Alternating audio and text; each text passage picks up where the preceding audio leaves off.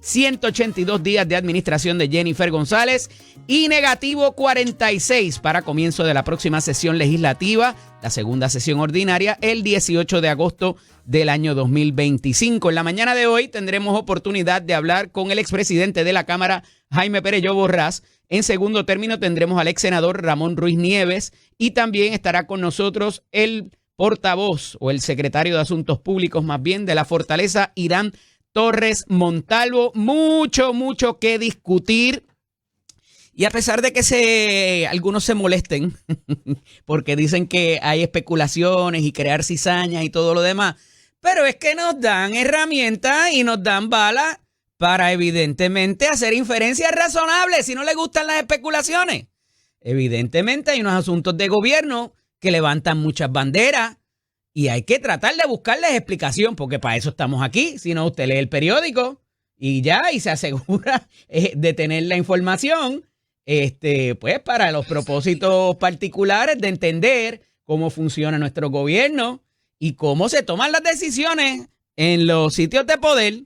Porque no es Achero aquí que toma las decisiones y contrata y vota gente o hace cosas por ahí, ¿verdad? Que tienen trascendencia en lo que se gasta, en las decisiones de gobierno que se toman y cuál va a ser nuestro futuro de desarrollo económico y un montón de otras cosas. Ni Achero ni Eddie López tampoco. Y comentamos evidentemente las expresiones de los propios líderes, a veces lo que no nos dicen y pues evidentemente 2 más 2 son 4, no se pueden molestar porque los hechos son sagrados. ¿Cómo usted los interprete? Pues allá cada cual, ¿verdad? Nosotros aquí, de acuerdo con nuestra experiencia, lo que hemos vivido en ocasiones previas, más o menos sabemos por dónde debe ir la cosa y a veces pues surge que son otras situaciones, otras veces pues es tal cual nosotros se lo hemos dicho. Y algo que quiero abordar de inmediato es este asunto de la notificación que hablábamos ayer, que se envía para cancelar el contrato de Physician Correctional, esa institución que tiene un contrato hace algunos años en el Departamento de Corrección y Rehabilitación para ofrecer los servicios de salud a la población carcelaria. Hasta ahí. Y que de alguna manera se les trae al ruedo de la discusión cuando se da la excarcelación de Hermes Ávila, que había ya cometido unos actos horrendos y que a través de un subterfugio legal se le permitió su salida de la cárcel por una legislación que todavía está vigente, que ha sufrido unas enmiendas, pero que al final del día se hizo una evaluación o no se hizo. No obstante, ahora va a haber mucha información de cómo se llevan a cabo esos procesos, quiénes son los responsables, a quién le tocaba hacer qué y quién no estaba obligado a hacer otras cosas. Y con esta notificación se abre una puerta muy particular donde el gobierno va a tener que explicar mucho. Y me refiero a que ante la solicitud de cancelación y ya notificación de que se están evaluando sustitutos, lo cual parecería ser una antítesis legal y que pudiera inclusive proveer para acudir al tribunal, ya hay el famoso standing, la legitimación activa, porque evidentemente si se están evaluando sustitutos o otros proponentes, se está llevando a cabo un proceso competitivo de revisión de propuestas por dichos. No me lo estoy inventando yo. Lo dijo el secretario Francisco Quiñones. Pero va más lejos que esto porque la gobernadora aborda el asunto también. ¿Y qué dice la gobernadora? Eso fue una promesa de campaña. Nosotros prometimos que íbamos a cancelar ese contrato. Y cuando vamos al Estado de Derecho, de cómo se trabaja la situación contractual, donde el contrato es ley entre las partes, donde tienen que haber unos incumplimientos manifiestos de alguna parte o de la otra para poder terminar una relación contractual y ver qué es lo que procede, si es una resolución o una rescisión. Son dos términos legales distintos y no me voy a meter ahí, pero son dos situaciones distintas que se utiliza para terminar una relación contractual y cada una tiene una consecuencia distinta, pero tiene que obedecer a unas situaciones de lo que dice el contrato, no porque alguien lo prometió, no porque me parece que como eso se hizo en una administración pasada y a mí no me gusta, no como tengo un mejor proponente. Tienen que haber mínimamente unos incumplimientos. Y si no se parte de ese incumplimiento, la parte afectada va a ir al tribunal y decirle, papá y mamá, este me está molestando y yo aquí tengo un contrato válido hasta X fecha que no he incumplido y más allá de eso, me ha reconocido una institución que es la que se encarga, escúchenme bien porque esto salió ayer en un documento de una Asociación Nacional de Proveedores de Salud en las cárceles y destaca que el cumplimiento de este contratista ha sido uno de excelencia y se le reconoce lo que a ninguno se le ha reconocido anteriormente en Puerto Rico o en otros sitios de la nación americana. No pelee conmigo. Ese es el documento oficial de esta entidad que evalúa, fiscaliza los procesos de los servicios de salud a las poblaciones carcelarias en distintas jurisdicciones de los Estados Unidos. Eso es un hecho, no pelee conmigo, ahí está. Y el problema es que anticipar una cancelación y luego enviar una notificación de cancelación en 30 días, porque eso es lo que dice el contrato, tiene que contener mucho más que unas alegaciones o unos supuestos de lo que ellos entienden que se debió haber hecho y no se hizo. Tiene que haber unas situaciones específicas que se detallen y le dice, mira, oye, para menos que eso está el SAR de Energía llevándolo en una libreta. Por menos que eso no se le ha enviado la notificación correspondiente a Luma. Entonces, para uno sí había que recabar situaciones específicas, pero para estos no. De nuevo, dichos y hechos del ingeniero Josué Colón, SAR de Energía y director de las alianzas público-privadas y de la propia gobernadora que aborda el tema. Y dice, eso fue una de las promesas de campaña. Eso cuando se va a la arena legal, al escenario legal, no funciona de esa manera y pudiera tener una consecuencia adversa de unas penalidades inclusive para el gobierno de Puerto Rico, para el pueblo de Puerto Rico, porque las vamos a terminar pagando nosotros con nuestros impuestos. Si no se hace apropiadamente, los errores cuestan. Y cuestan dinero y a veces sacrificio y cantazo y guayas de rodilla. Y aquí hay mucha gente valiosa que tiene que haber apercibido sobre esos hechos y cómo. El cómo siempre es importante. Cómo se hacen las cosas. Para propósito de evitarnos hematomas emocionales. Y cómo se llevan a cabo los procesos. Más allá de la investigación que se hizo en el Senado, de las citaciones que se dieron a funcionarios, aquí parece haber unas responsabilidades fijadas en ley que no tenían que ver con el contratista y que ese contratista no necesariamente evaluaba al confinado. Porque los argumentos o las razones que tenía para solicitar ese acomodo basado en la famosa ley esa 25, de que tenía una condición terminal, no había sido certificada por ese contratista. Había sido certificada por otra entidad del gobierno.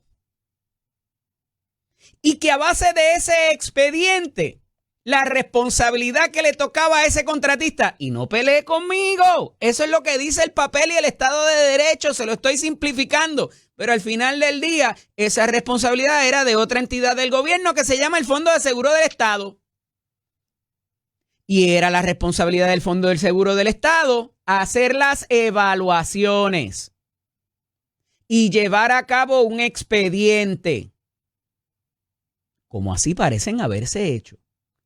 Y que al final del día la única responsabilidad sobre ese caso de Hermes Ávila, porque dice la carta de 3 páginas de Francisco Quiñones, secretario del Departamento de Corrección, que es esa y algunas otras que se detallan en ese documento, que ya se ha hecho público también, hay que decirlo.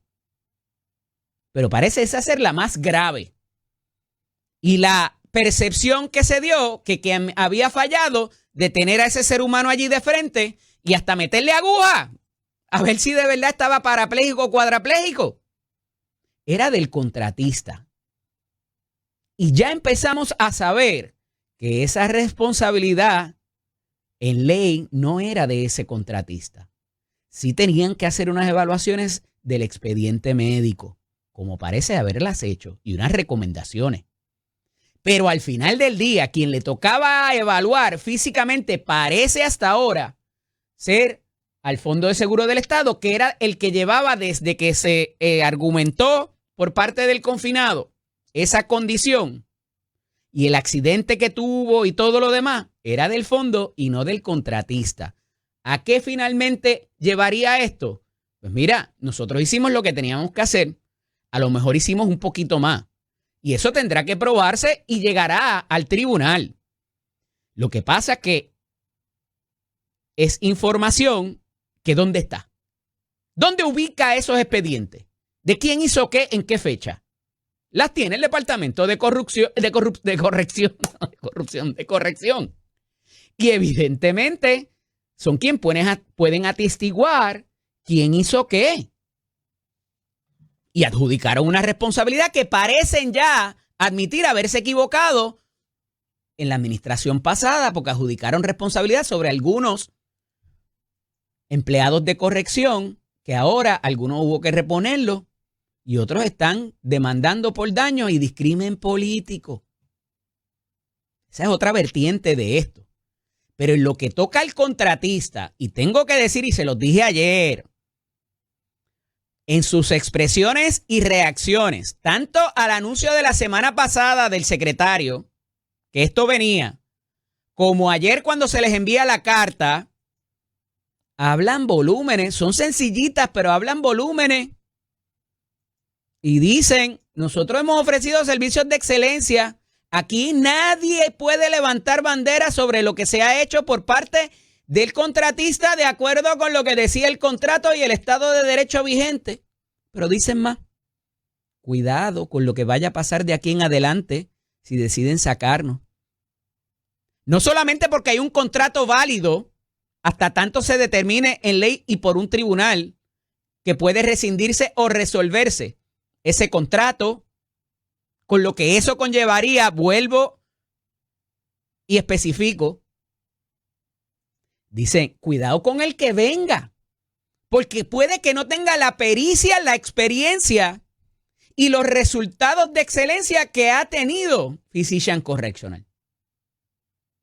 Pero como se les ha demonizado, como pasó con Dominion en la Comisión Estatal de Elecciones, como ha pasado con Luma, ahora un poquito con Genera también, pues entonces hay que sacarlo por la mala percepción que hay. Y si a eso le añadimos el ingrediente político de que te voy a sacar y te voy a cancelar el contrato porque yo lo puse en mi plataforma de gobierno, muy complicado, muy complicado.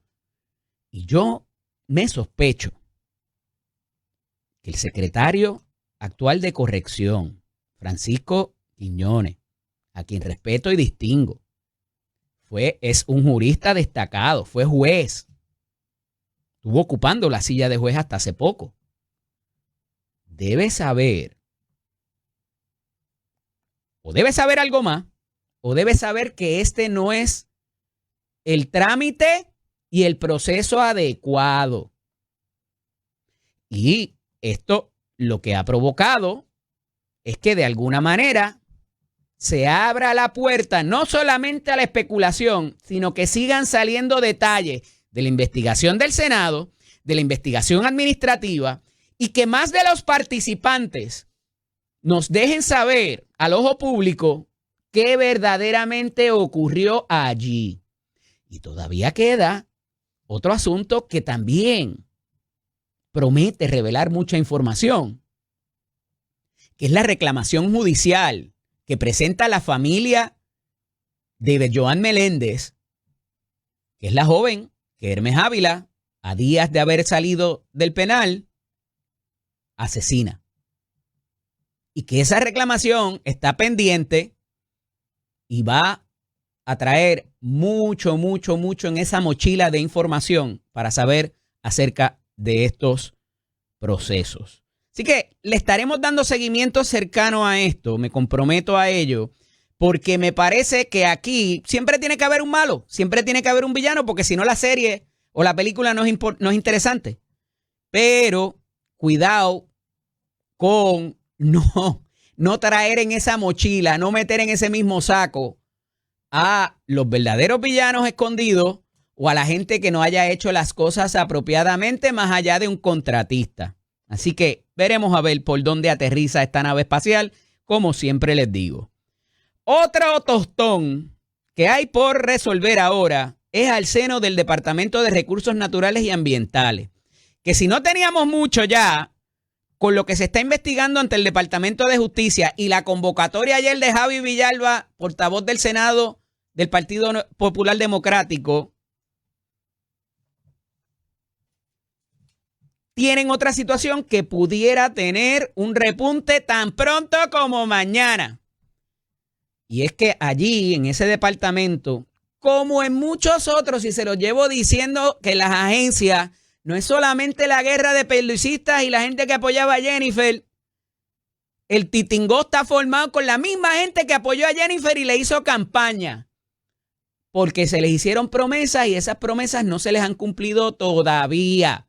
Y hubo instancias en las que esa gente se repartió el botín, inclusive antes de llegar el secretario, secretaria, director o directora. Y cuando llegó esa cabeza de la organización, o sea, de la agencia, dijo, pero espérate, ¿qué pasó aquí? Si a mí fue el que me encomendaron los destinos de esta agencia o de esta corporación. ¿Cómo es que aquí hay unos ayudantes y hay unos diferenciales y hay unos aumentos y hay unos ascensos sin contar con lo que yo pienso y quién es de mi confianza y quién no? Y eso ha creado unos problemas en las agencias y lo estamos viendo ahora. El niño símbolo es el Departamento de Recursos Naturales, donde parece que se prometió unos ascensos y unos aumentos de sueldo a unos oficiales y vigilantes y dijeron, 4 de julio, fin de semana largo, yo no voy para allá, me voy a enfermar. Y eso es lo que le llaman el green flu. Ya habíamos visto el blue flu y otras cosas también de brazos caídos en otras instancias que había tenido que salir el gobierno y la gobernadora a resolver con la policía y con otras instancias también, los bomberos en un momento dado, los maestros también tuvieron su cosita, todo por una tensión laboral. Oye, hay que saber dónde vivimos y en la situación en la que estamos. Pero como parece haber chavos para unas cosas y para otras no, pues muchas veces se traen esos problemas hacia así. La situación está en esas promesas de ascenso y esas promesas de salario, aumentos salariales, y ha tenido que bregar con esto el secretario y el subsecretario también colaborador de este espacio, el ex senador Nelson Cruz, que está ahí a cargo de los vigilantes. Y como estamos viendo ya un caos o una situación como en las vías públicas del país, también ahora en el agua, con gente borracha haciendo cosas locas por ahí en el agua y llevándose manatíes, llevándose gente, chocando lanchas y todo lo demás, los llamados en ley, según el Estado de Derecho vigente, son los vigilantes. Y en el epítome de la época vacacionaria, que es este weekend de ahora, así también como el del 25 y 27 de julio, pues mucha gente se allegan a los litorales costeros, más allá de lo que se hace con los animales y la basura que se tira al mar y la gente que no se sabe comportar, como digo, con conducta antisocial, pues los llamados en ley es ese cuerpo de vigilantes que no necesariamente tienen todas las herramientas y no es tan completo. Y entonces ahora tampoco puede que los tengamos ejerciendo sus funciones a partir de mañana en este fin de semana. ¿Cómo eso se pudiera aplacar? ¿Qué pudiera haber en esa mochila de presupuesto del Departamento de Recursos Naturales? Creo que muy pronto lo vamos a averiguar. Pero mientras tanto, otro tostón laboral por la situación de promesas de campaña que después no se pueden cumplir. Así que veremos a ver cómo se va a manejar esto por parte del secretario, subsecretario y la propia gobernadora. Como les anticipé, ayer el portavoz del Senado por el Partido Popular, Luis Javier Hernández Ortiz, acude a su citación y convocatoria en el Departamento de Justicia para propósitos de la investigación que se está llevando a cabo, que había producido la citación reciente de la ex secretaria, de la pasada secretaria, la licenciada Anaí Rodríguez Vega. Y de nuevo, hay una serie de hechos que permiten unas inferencias razonables. La gobernadora, por expresiones que hace Luis Javier Hernández a la salida de su citación y las que hizo previamente, donde decía, aquí alguien no está diciendo la verdad. Y en esa comisión total, el secretario Waldemar Quiles pudo haberse perjurado, nos deja saber Luis Javier Hernández antes de acudir a esa citación. Pero ocurre más, porque a la salida, Luis Javier Hernández asegura de que evidentemente ante el Senado no se dijo la verdad y que él tiene información sobre eso. Y alegadamente la investigación o la participación de Luis Javier Hernández en ella tiene que ver con información que tiene para propósitos de la orden administrativa que firma el secretario a horas de ocupar el puesto sin haber sido siquiera confirmado. Ahora bien, para participar de una investigación, ya sea como persona de interés, ya sea como tarjeta de la investigación o ya sea como testigo, debería esa persona, si es que se le va a citar como se le ha citado, a él y a algunos otros, debe haber algún tipo de conocimiento propio y personal. Porque si no, ¿para qué uno va a ir allí? ¿Para qué te van a citar? Y más cuando aparenta haber sido un referido al cuerpo y es el Senado quien envía la solicitud de opinión legal al Departamento de Justicia. Eso tiene que ver con la investigación que se está llevando a cabo.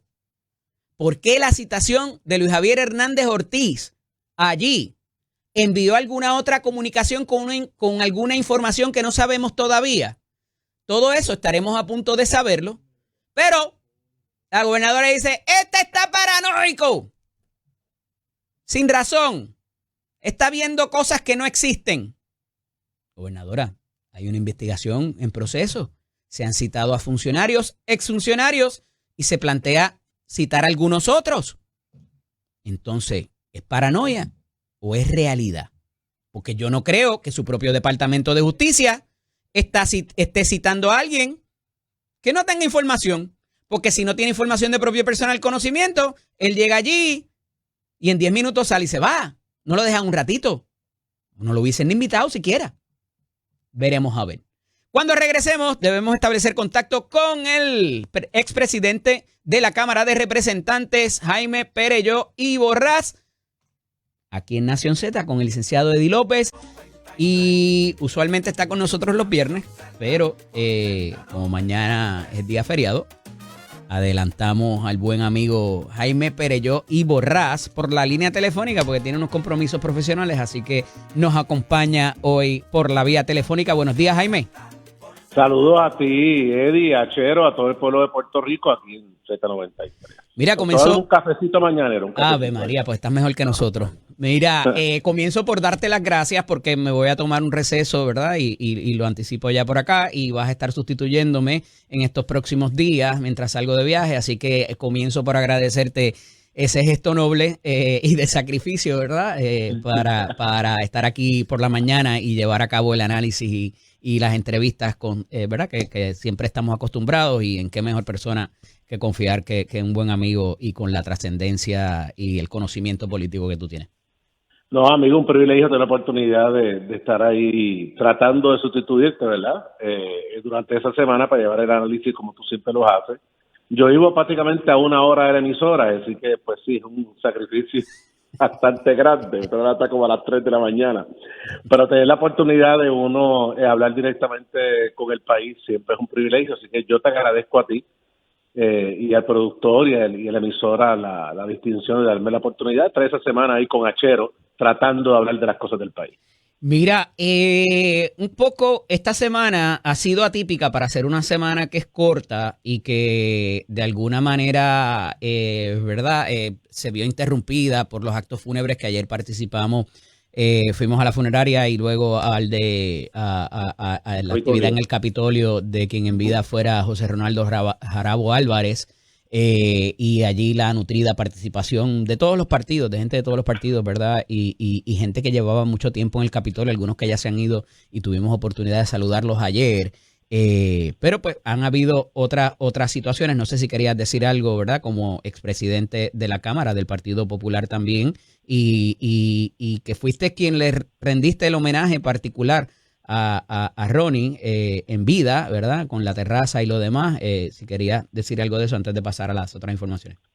Bueno, simplemente que Puerto Rico perdió a un gran orador, a un gran líder, a una persona que era una enciclopedia viviente. Cualquier persona que tuvo oportunidad de conocer a Ronnie y dedicarle 5 minutos a hablar con él, te darías cuenta que no había un tema que no tenía conocimiento sobre él, que amó a la Asamblea Legislativa toda su vida, que asesoró a presidentes, a gobernantes de todos los partidos políticos con y sin. O sea, no era que era asesor de todo el mundo pagado, él asesoraba de corazón, tenía una vocación muy grande por Puerto Rico. Tuvo grandes luchas dentro del Partido Popular, tuvo una en el ocaso de su vida que yo lamenté mucho.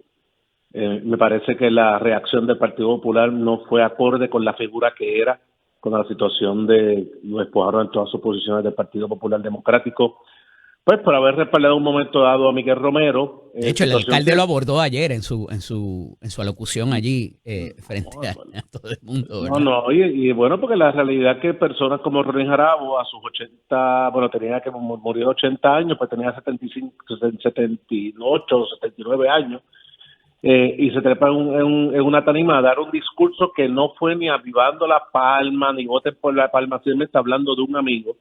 Claro, eso el Partido Popular le puede haber llamado la atención, se puede haber reunido con él, pero despojarlo de todas sus posiciones a Ronnie Jarabo, que era el último de la generación de oro del Partido Popular Democrático, eso le dolió mucho a Ronnie. El presidente actual del Partido Popular revocó esa determinación 1 o 2 días antes de su muerte, lo cual se le agradece porque no fue el que tomó la decisión en aquella ocasión, pero tuvo sus grandes luchas. Y yo siempre a Ronnie, haber trabajado, o sea, yo ser presidente de la Cámara y tener el privilegio que Ronnie era mi asesor, es decir, al que yo veía como niño, como esta figura tan grande del Partido Popular, resultó que yo siendo presidente, él estaba conmigo allí.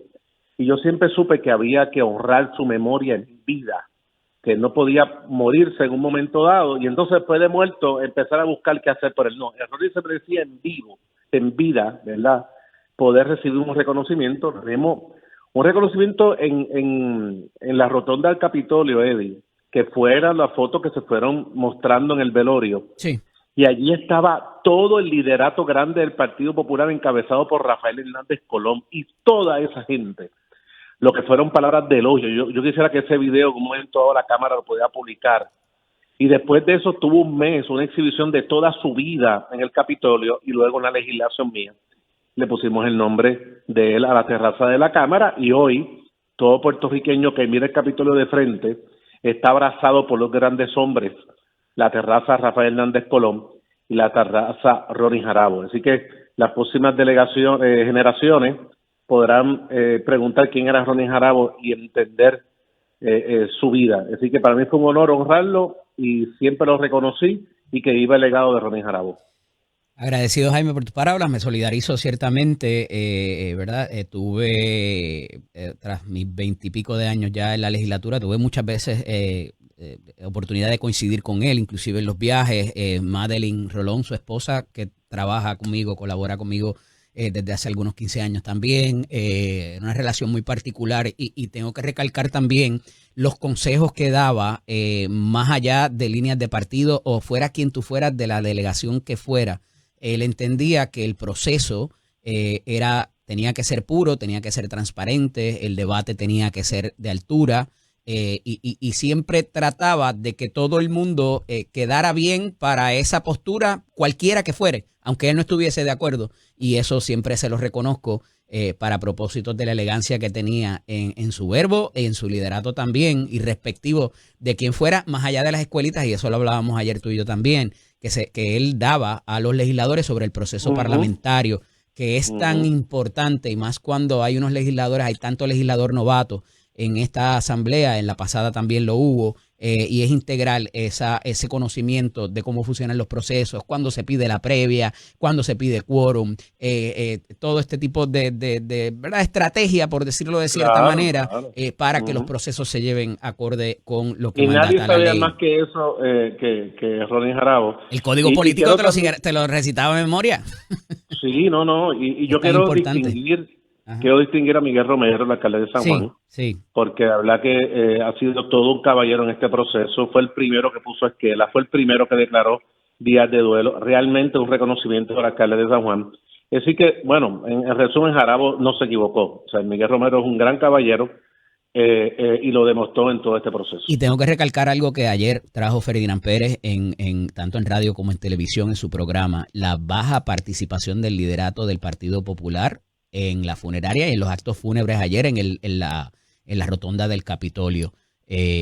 Habían creo que 3 o 4 alcaldes solamente y del liderato viejo, ¿verdad? No necesariamente, sabemos que es una época complicada, hay mucha gente fuera del país y demás, pero en un momento dado yo creo que había más gente del Partido Nuevo Progresista que del mismo Partido Popular, ¿coincide?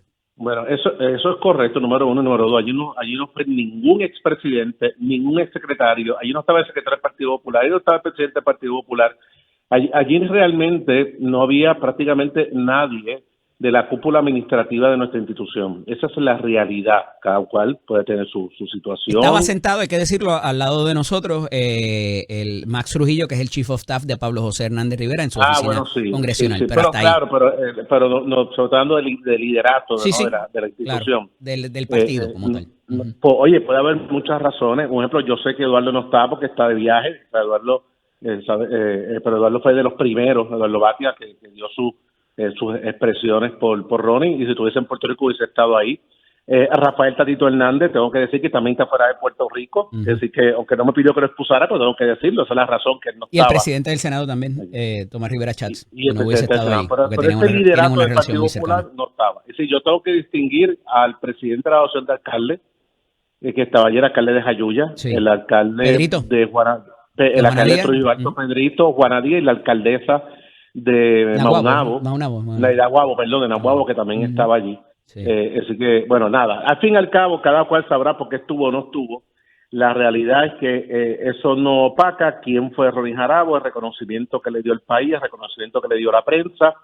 Y vuelvo a repetir, para mí fue un privilegio haber tenido una presidencia con él a mi lado, y te digo que lo voy a extrañar mucho, y esa es la realidad. Son de esas personas que uno va a extrañar. Como el día de hoy todavía yo extraño a José Ponte de la Torre y a Willy Miranda Marín, que fueron mis mentores cuando yo empecé, y los extraño todos los días, así voy a extrañar a Ronnie Jarabo. Hubo participación de 3 o 4 de los expresidentes de la Cámara y del Senado también, que estuvieron allí presentes, 3 de los jueces del Supremo también, hay que decirlo, y ciertamente hubo ese reconocimiento de la figura. Pero mira, quería traerte el tema del asunto de las renuncias recientes. Obviamente tú fuiste presidente de la Cámara, que las confirmaciones no son muchas las que van a la Cámara, pero a 6 meses y par de días de concluida una administración, ya tener renuncias, y la gobernadora inclusive ayer en el mismo Capitolio, en una parte con la prensa, dice, y vienen más, porque yo tuve unos arreglos para que se quedaran solamente 6 meses algunos. Y entonces sabemos la dificultad que ha habido, la controversia que se ha creado en el propio Senado por las confirmaciones de las nominaciones, por una renuencia evidente ya de que no ha querido ejercer la parte del Consejo y sí el consentimiento del líder senatorial. ¿Cómo se ve esto? ¿Cuánto tambalea verdaderamente el liderato político de un gobernador o gobernadora a 6 meses cuando ya está teniendo bajas y renuncias y se espera que vengan más? Bueno, obviamente hay una percepción de inestabilidad. No Sí. necesariamente esas cosas crean inestabilidad en la operación gubernamental. No. Una cosa es la percepción y otra cosa es la realidad, ¿verdad? Y más si son funcionarios que que están ahí y van a estar por 6 meses, pues estoy seguro que tienen una infraestructura detrás de ellos que va a hacer que las cosas operen. Mira, no toda la responsabilidad es de la gobernadora, porque estamos en unos momentos tan difíciles donde muy poca gente está dispuesta a entrar al servicio público. Porque por los ataques desmedidos, por las injusticias que se cometen, porque le afecta su vida familiar, porque económicamente, y yo sé que la gente dice, bueno, pero ese secretario se gana tanto dinero. Bueno, es que muchas de esa gente, por su capacidad, vienen del sector privado. Y la prohibición ética que tienen hasta 2 años después para poder trabajar de donde salieron. ¿Ah? Claro, o sea, tienen dos problemas. Tienen primero que tiene que tener un descenso en su ingreso. Oye, que el servicio público es honrado y es una honra hacerlo. Así que mucha gente está dispuesta a sacrificarse porque servirle al país lo llena suficiente su vida, ¿no? Pero es el primer sacrificio. El segundo sacrificio que tú dices, le aplica un montón de reglas de ética, así que para volver a su profesión y trabajar con gente ligada con una forma u otra, el departamento que él estaba le brindaba algún tipo de servicio, que es lo que va a ocurrir, porque viene de esa misma industria, se le afecta. Así que encontrar talentos para la gobernadora claramente se la ha hecho bien difícil. O sea, yo no creo que es que la gobernadora esté empeñada en que quiera Funado nada más. Estoy seguro que la gobernadora y su equipo deben estar entrevistando a decenas de personas. Entonces, se complica más la situación ahora para la gobernadora por lo que pasó con sus nombramientos previos en el Senado. O sea, no todo el mundo está dispuesto a enfrentarse a un Tomás Rivera Chatz. Con una comisión total. Con una comisión total, que eso es algo...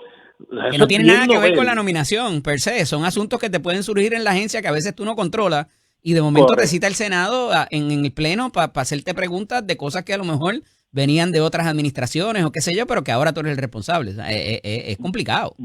Bueno, y tú y yo sabemos que esa línea de preguntas va a ir dirigida si están a favor del nominado o en contra del nominado. Si se quieren liquidar al nominado, lo van a liquidar. Si lo quieren salvar, como pasó con el secretario de Recursos Naturales y el secretario de Salud, lo salvan, ¿verdad?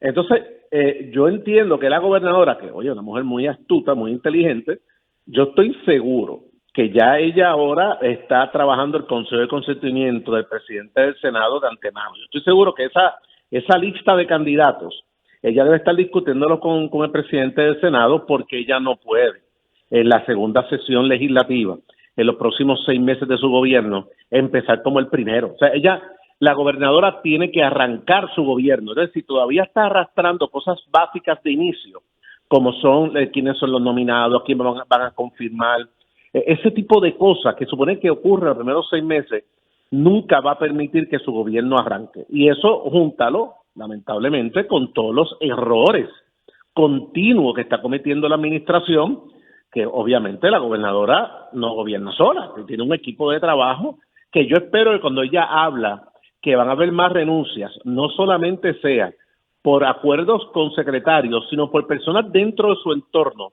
que realmente ella tiene que hacer cambios. O sea, ella necesita hacer cambios para ella poder gobernar. Entonces, estamos también entrando en la etapa de los litigios. O sea, tú tienes ahora, no sé si ya tú hablaste de esto, pero me parece algo tan insólito. Este es el primer gobierno que yo veo, que en su plataforma de gobierno, como cosa programática, yo nunca había escuchado esto, está la cancelación de contratos. Le dediqué 16 minutos. De verdad, a ese tema, perdona, sí. Pero pero oye, desde el punto de vista legal, desde el punto de vista político es complicadísimo también, porque es que una cosa, y hacía la diferencia, Jaime, entre resolver o rescindir los contratos que tienen una consecuencia distinta, y que tú puedes argumentar inclusive desde ese aviso de notificación que emite el secretario. Es complicadísimo porque no hay una razón ahí y más allá de eso abre entonces otra página de quién eran las responsabilidades y todo lo demás. De eso estuve hablando, pero desde el punto de vista político es importante eso que vas a decir por el asunto de de que esté en un programa. ¿Cuándo se había visto eso? Más allá de lo de Luma, ¿verdad? No, y claro, y lo de Luma, Juárez, porque lo de Luma sí. Es distinguible. Claro, y no se convirtió en eslogan de campaña de todo el mundo. Y la realidad es que cuando empiezan a gobernar se dan cuenta, espérate, primero que esto no es tan fácil, vamos al caso de Luma. Esto no es tan fácil hacerlo. Número dos, tú le estás exigiendo a Luma todas tus propias incompetencias como gobierno y le estás pidiendo a Luma lo que Luma no tiene, pero cuando esto está en manos del gobierno y podían hacer emisiones de bonos. Entonces, hacían bajas de luz ficticias cogiendo prestado y cogiendo prestado compraban equipo y mantenían una operación que Luma no lo puede hacer porque Luma no puede ir al mercado de bonos, ¿verdad? Pero eso es un tema que podemos adelantar más adelante. Lo que te quiero decir es que eso es un issue que cuando resignan ese contrato, si lo logran hacer, la primera defensa que va a tener Luma y ahora este nuevo asunto de physician, de corrección, es decir, espérate, señor juez, es que aquí el debido proceso nunca se iba a respetar porque esto es una promesa de campaña, esto es un asunto político. ¿Y dónde está el debido proceso? ¿Dónde está la protección contractual? Y entonces, como tú dices, van a estar ahora en los pormenores de physician, que por lo que yo he visto, y el lunes voy a hablar un poquito más de eso, por lo que yo he visto, la cosa no es como la están pintando. Entonces, nuevamente, le están echando la culpa al privado por el Estado no asumir su responsabilidad. Dicen, no, tranquilo, yo rescindo contrato. Entonces, está ese problema, que las cosas no son como son, y número dos, ¿por qué lo están haciendo? Hay en detrás que está empujando, quítaselo para entrar yo. Entonces, lo que traigo con este tema es que sus próximos 6 meses van a estar matizados totalmente otra vez por controversias. Y la gobernadora no necesita demostrar liderato en estos temas. Jennifer González es líder. Jennifer González llegó a ser gobernadora porque toda su vida se ha chavado con J y se ha enfrentado a muchos poderes. Jennifer viene de la clase media de este país, estudió en escuela pública. O sea, ella no necesita demostrar su liderato sacando garrote en temas como este, porque lo que ella debe entender que no la está permitiendo gobernar. Y en vez de sentarse, un ejemplo con Luma, decirle, mira, tenemos tantos billones de dólares que tenemos que reconstruir el país, vamos a trabajar en equipo y yo voy a ver, si cometiste la pata te voy a votar, pero tengo que trabajar contigo y no lo está haciendo. Y ahora con Physician vamos a ver la otra historia que se va a levantar aquí y el pueblo se va a dar cuenta, espérate, si la incompetencia no es del privado realmente, viene del gobierno.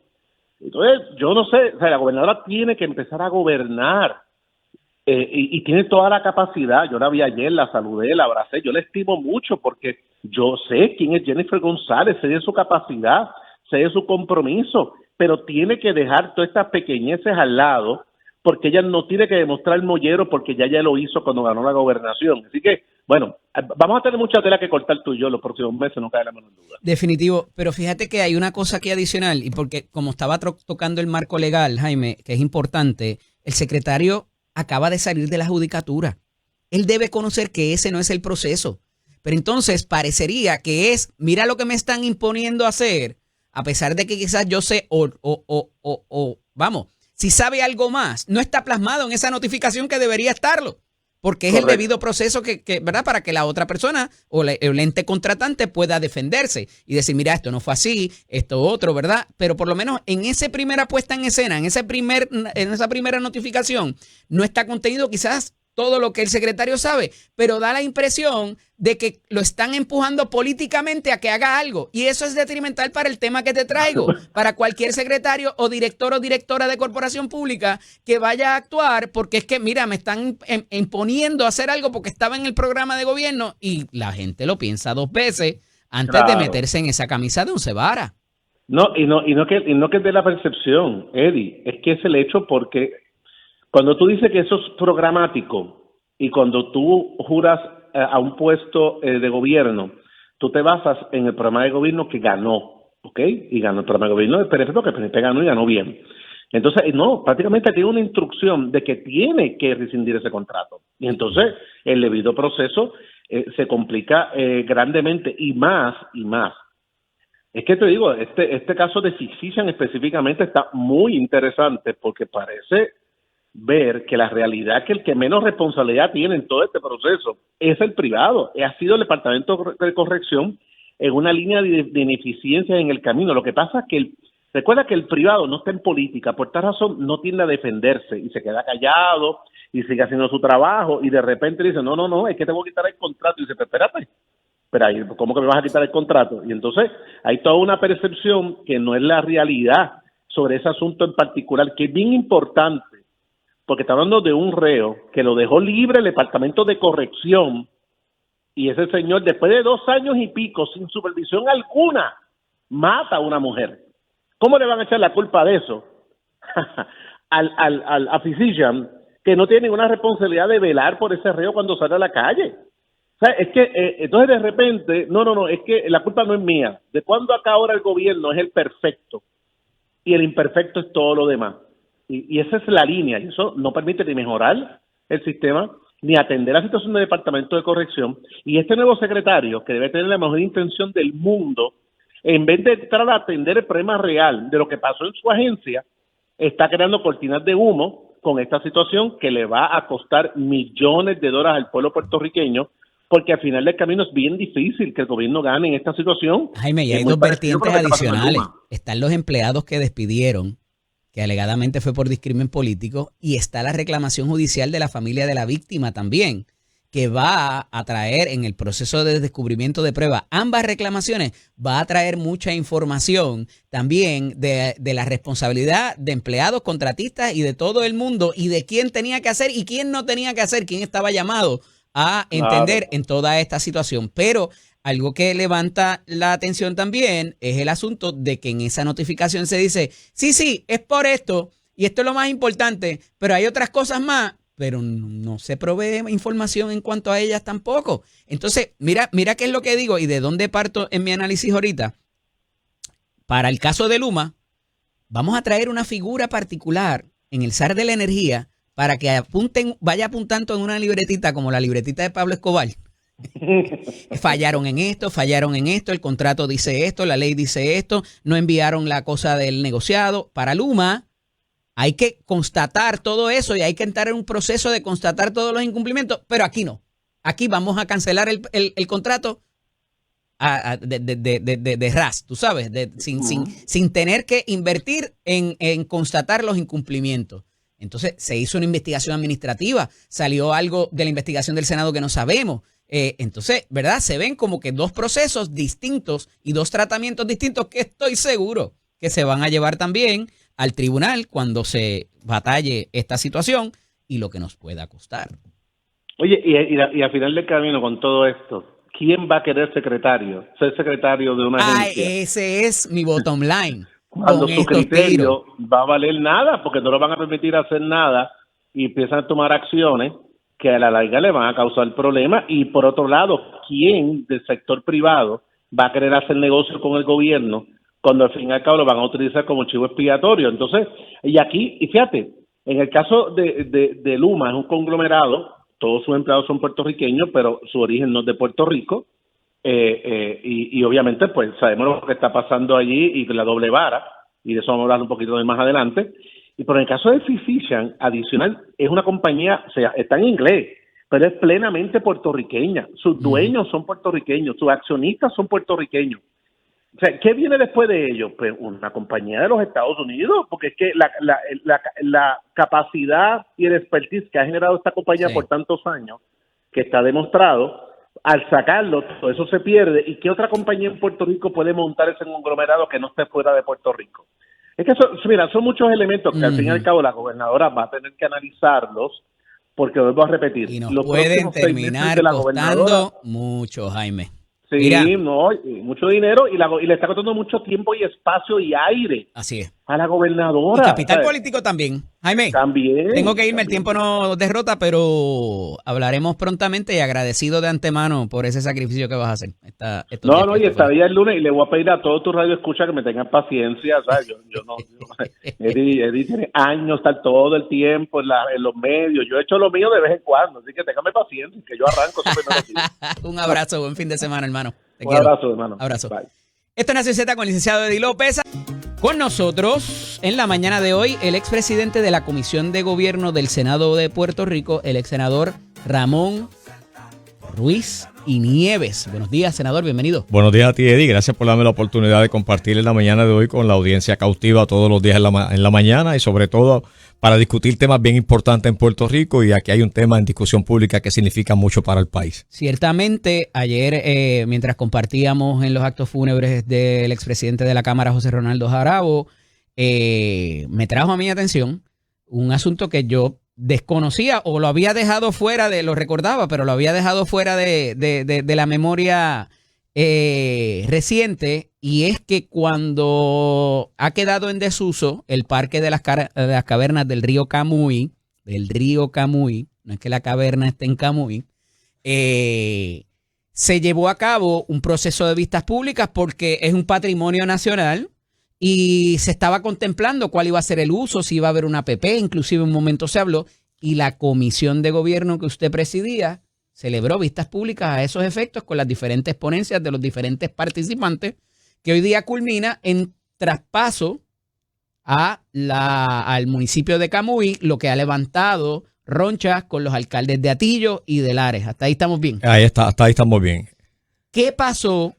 ¿Cuál era los hallazgos o quizás lo que usted pudo investigar bajo esa resolución en su momento, las vistas públicas que se celebraron y lo que se dijo y lo que no en ese proceso? Pues mira, Eddie, algo bien importante porque el pueblo de Puerto Rico tiene que conocer y a veces la memoria es corta. Las cavernas del río Camuy se construyeron hace unos 40 años aproximadamente con lo que fuera la Administración de Terrenos de Puerto Rico. Luego se crea la Compañía de Parques Nacionales, pasa a Parques Nacionales y todo el mundo recuerda a Hernández Purcell, que fue el administrador en aquel entonces de la Administración de Terrenos, que se creó este proyecto muy bien planificado, que se conoce como las cavernas del río Camuy.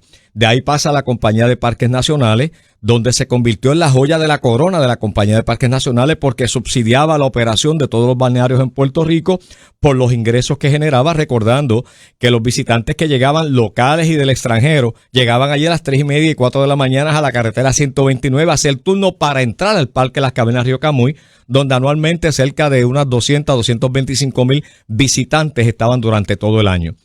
Eddie, las cavernas del río Camuy juegan un papel bien importante en el desarrollo del norte de Puerto Rico, y estamos hablando de más de 250 cuerdas de terreno, y se habla de las cavernas del río Camuy, pero realmente el atractivo, los parques están en terrenos de Atillo y de Lares, y me explico. La Cueva Catedral está en los terrenos del municipio de Atillo, que fue un atractivo que inauguró Pedro Rosselló González. La Cueva Clara la componen prácticamente el 65% está en Atillo, y lo que se conoce como el sumidero Tres Pueblos, más del 80% pertenece a Lares, que es lo que se conoce en la plataforma Tres Pueblos, donde hay una plataforma de Camuy, Atillo y Lares que miran hacia el sumidero, y la plataforma más grande y más importante es la que pertenece al municipio de Lares. Y de ahí está la Cueva Espiral, que también está en terrenos que corresponden a Atillo. Mira lo que estamos hablando, el grueso grande del atractivo del parque pertenece a terrenos que están colindantes en el municipio de Atillo. Estamos hablando que la caverna en un momento dado tuvo cerca de 200 empleados, de los cuales mantenían el área verde, las facilidades, las utilidades, y fue costo efectivo. Entonces, luego de los huracanes Irma y María, se cierran las cavernas por una cuestión de seguridad, porque antes de ese fenómeno se había desprendido una roca de la montaña, le costó la vida a una turista que vino a Puerto Rico, y se tomaron unos mecanismos de seguridad. Esos mecanismos de seguridad cambiaron el portal a la Cueva Clara para tener más seguridad, y cuando vinieron los huracanes se cierra por dos factores. Número uno, por seguridad, y por los daños que sufrieron las facilidades. Ahí el Departamento de Recursos Naturales levantó las propuestas, los estudios concernientes, y empezó con una asignación de 1.2 millones de dólares, que finalmente estuvo cerca de los 3.5 a 4 millones de dólares para rehabilitar el parque de las cavernas Río Camuy. ¿Qué pasó en aquel entonces cuando estuvimos discutiendo las vistas públicas? Se trajo a Fermín Fontanes de las alianzas público-privadas, porque Machargo por ley tenía que presentar a alianzas público-privadas una posible privatización. ¿Y qué determinó aquel informe de las alianzas público-privadas? Que no era efectivo privatizar las cavernas del río Camuy. ¿Por qué? Porque lo cobijan tres leyes. Para usted privatizar las cavernas del río Camuy, número uno, está la Ley de Bosques de Puerto Rico, que juega un papel bien importante en lo que se vaya a hacer en esas 250 cuerdas de terreno. Le sigue la Ley 111 del 12 de julio de 1985, que es la Ley de Cavernas, Ríos y Sumideros de Puerto Rico. Y finalmente la Ley Federal, que es la Ley 292, aquí en Puerto Rico, por la Ley del Congreso de Estados Unidos, que establece la zona cárcica de Puerto Rico. Estamos hablando que hay tres leyes que cobijan cualquier desarrollo que se pueda hacer en las cavernas del río Camuy, una inversión de capital, y lo tengo que decir, en aquel entonces, que fue lo que se realizó, la prensa del país tomó todo lo concerniente, se publicó, y el alcalde, siempre el alcalde Camuy, favoreció una alianza público-privada. Si durante 35 años las cavernas fueron administradas por el gobierno, fueron efectivas y fueron satisfactorias a la demanda de servicios, ¿por qué tenemos que privatizarlas? Lo que hay que invertir los fondos federales que se necesitan y reabrirlas. De hecho, en un momento dado, cuando nosotros tuvimos la vista ocular que invitamos a los alcaldes de Atillo, Camuy y Lares, asistieron los alcaldes de Lares, asistió el alcalde de Atillo, y se hizo un acuerdo verbal que fue ejecutado sin haber un acuerdo de pago con el Departamento de Recursos Naturales para rehabilitar y empezar a limpiar las áreas verdes que estuvo abandonada por más de 5 años. ¿Cuál fue el efecto? Que más adelante la propia secretaria de Recursos Naturales, Anaí Rodríguez, crea un contrato con una empresa privada para poder terminar y mantener la facilidad de las cavernas Río Camuy. ¿De qué estamos hablando? Este traspaso conlleva 2 asuntos. Número 1, que allá hay unos terrenos que pertenecen un 45% al municipio de Lares, un 37% de los terrenos pertenecen a Atillo y el grueso de los terrenos a Atillo corresponde al 85%. Estamos hablando que Camuy es el que tiene menos porción, y cuando se habla de las cavernas de Río Camuy, es la entrada principal de ese parque era por la carretera 134 en su diseño original, en el kilómetro 7.7. Por ahí era la entrada principal. ¿Qué discurre en estos terrenos? Todos los terrenos que discurren, que conectan la carretera 129 con la 111, son los que la carretera 455 conecta ambas vías. Esos terrenos son de Camuy. El resto de los terrenos pertenecen a Atillo y Lares. El barrio o el pueblo, el sector se conoce como 3 pueblos. Eso es así, 3 pueblos, porque hay una plataforma donde los 3 pueblos tienen un mirador. ¿Qué pasó en un momento dado? Se le pidió entonces a Nino Correa, en aquel entonces, director de manejo de emergencia, que certificara si la Cueva Clara y las cavernas estaban aptas para abrirse al público, y se abrió parcialmente. Pedro Pierluisi estuvo allí en la inauguración y la reapertura de las cavernas. Luego vinieron los huracanes Fiona y el otro huracán que antecedió a Fiona, y se toma una acción de cerrar las cavernas buscando otra certificación por si había habido algún desprendimiento de roca. ¿De qué estamos hablando? Transferirle esto al municipio de Camuy, ¿con qué intención? Para aumentar el margen prestatario al municipio, pudiera ser. El alcalde ha sido buen administrador, nadie le quita eso. Pero tú tendrías que ver 2 asuntos. Número 1, es un activo valioso del gobierno. Número 3, en un momento dado, una de las empresas locales que quiso tomar y participar de una alianza público-privada, al conocer que hay 3 leyes que cobijan cualquier desarrollo que se dé en las cavernas, se retiró de la propuesta. Por lo tanto, aquí tiene que retomar el gobierno su responsabilidad, o es que la política pública de la administración de turno, entiéndase el PNP, siempre ha sido privatizar los servicios del gobierno. No creen en los servidores públicos. Si durante 35 años las cavernas funcionaron, subsidiaron la operación de todos los balnearios en Puerto Rico porque hay que darle mantenimiento, pero tienen solamente 3 meses al año. Había hasta un pisero allí, amigo de nosotros. Bueno, había un pisero amigo de nosotros porque allí había un restaurante, allí habían 4 concesionarios, allí habían gift shop, allí había un salón de actividades que durante todo el año, cuando usted iba a buscar una fecha, no la conseguía. Un salón espectacular, al aire libre, abierto en un pequeño bosque, y todo eso se perdió. De hecho, había un restaurante bien famoso que se conocía el Taíno, que si usted quería comer arroz con guinea, que era su promoción, allí estaba. Quebró, todo eso se fue muriendo por el cierre de las cavernas, que fue un cierre por seguridad. Luego de esto, los fondos federales están ahí, se habilitó la Cueva Clara, se le hicieron los pasamanos, y ahí terminó el proyecto, dejando sin atender la Cueva Espiral, que es una cueva que uno baja en una escalera espiral de 277 escalones, que hay que rehacerlo y tiene los fondos federales. La rehabilitación de la plataforma de Lares, porque esa plataforma es la más extensa, con rampas de acceso y escalones, de lo cual estaba cerca de $500,000 rehabilitarla. Y la plataforma de Atillo y Camuy, que no sufrieron más que daños mínimos, ambos municipios la arreglaron. ¿De qué estamos hablando? ¿Por qué no se crea un consorcio de los 3 municipios para administrar las cavernas del río Camuy? Estamos hablando de que es el sistema de cavernas más grande del hemisferio. Tiene el río subterráneo más grande del mundo. Entonces, la pregunta que nos tenemos que hacer, si en un momento dado el gobierno la administró correctamente, ¿por qué no lo podemos hacer nuevamente? Pues vamos entonces a buscar todo lo que pasa, el asunto de seguridad, para tomarlo en consideración, porque si se dieron alianza público-privada, de hecho, el mayor parte de los concesionarios que están allí donde pagaban los patentes en Atillo, no es en Camuy. Y estamos hablando que darse el traspaso conlleva dos asuntos. Número uno, hay que enmendar los planes de ordenamiento territorial de estos municipios porque pierden terreno. Ahí quería llegar, senador. Y no es fácil, o sea. Ahí quería llegar porque me habló ahorita también de la zona cárcica. Ahora me habla del plan de uso de terreno. ¿Cuán protegida está esa área? Porque en ese proceso que usted llevó a cabo y con el operador inclusive que se contemplaba como alianza público-privada, en algún momento se trató de llevar a cabo algún desarrollo allí de algún tipo. Bueno, se hablaba de unas villitas. Eso es así. Y cuando hablo de desarrollo, no son estructuras para el funcionamiento del parque, era para vivienda o para second homes o cualquier otra cosa. Eso lo permite el plan de uso de terreno. Habría que hacer algún tipo de consulta de ubicación para cambiar esa vertiente. Negativo. Por algo bien importante, porque la ley de cavernas del río Sumidero de Puerto Rico no lo permite. Todo el terreno está prohibido, el Estado está de Derecho prohibido, prohíbe no hay manera. Allí. Entonces, ¿cómo tú vas a levantar? De hecho, los 4 edificios que están allí, los techos no son en hormigón, los techos son en madera y garbalón para no aumentarle el peso al techo de la caverna. ¿Por qué? Wow. Porque todo es un sinnúmero de cavernas, todo ese litoral ahí, de las más de 187 cuerdas, es un sistema de cavernas. Cuando usted discurre por la carretera 129, de la intersección con la 134 y sigue hacia la 455 Quebrada, toda esa carretera pasa por encima de la caverna. O sea, no permite. De hecho, en el cruce de la 134 con la 129 hay un badén en el asfalto que ha ido bajando paulatinamente porque es parte del techo de una de las cavernas. Por lo tanto, no hay manera, que fue el asunto, porque son 3 leyes que cobijan y protegen las cavernas del río Camuy.